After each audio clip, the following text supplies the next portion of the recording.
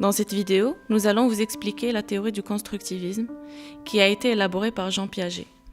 Sa théorie décrit les mécanismes qui régissent le développement cognitif et aussi, pour expliquer cela, nous allons analyser une situation d'apprentissage concrète sur un petit enfant de 5 ans.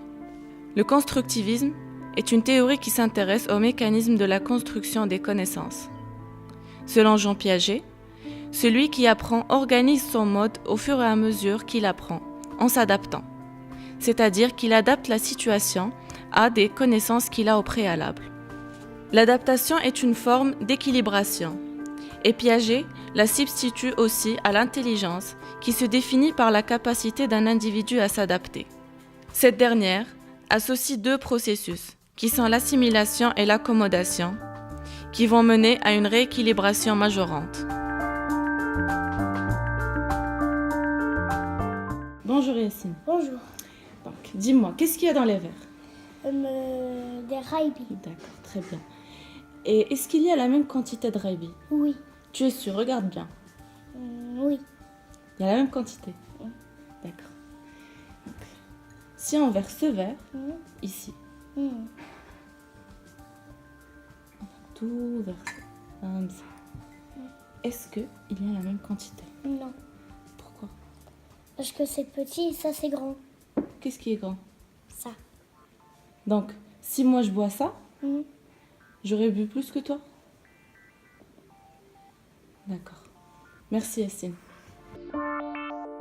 Piaget a basé le développement de son modèle sur une série de petites expériences dans lesquelles il confronte l'enfant à des situations susceptibles de créer chez lui un conflit, en régulant les démarches de l'enfant par des interventions adéquates, c'est-à-dire questions, contre-exemples, etc. Nous avons essayé de faire la même chose chez Yacine, un petit enfant de 5 ans. Nous lui avons proposé 2 verres similaires ayant la même contenance. Il a au début dit que c'était la même quantité, mais une fois que nous avions changé le récipient, il a été perturbé, c'est-à-dire que sa connaissance préalable n'était plus la même. Donc nous avons essayé de refaire la rééquilibration par une correction qu'il va déduire lui-même, et ce que nous allons constater dans la vidéo qui suit. Yacine, quand on a versé le liquide ici, on a changé juste de verre, mais on n'a pas diminué de liquide. C'est la même quantité à l'intérieur. Oui, c'est la même quantité. Tu as compris maintenant? Pourquoi? Parce que ça c'est petit et ça c'est grand. C'est juste les verres. Oui, c'est juste des verres. Mais si la quantité elle est un tout petit peu petite, ça veut dire que le verre il est un peu très grand. Comme ça devient tout petit, la quantité. D'accord. Ah, c'est pour ça que tu avais l'impression au début que la quantité ici, elle était moins que celle-là. C'est ça? Donc, tu veux boire laquelle maintenant? Pourquoi? Parce qu'il te plaît? Vas-y. Merci Yacine. Mais je t'en prie.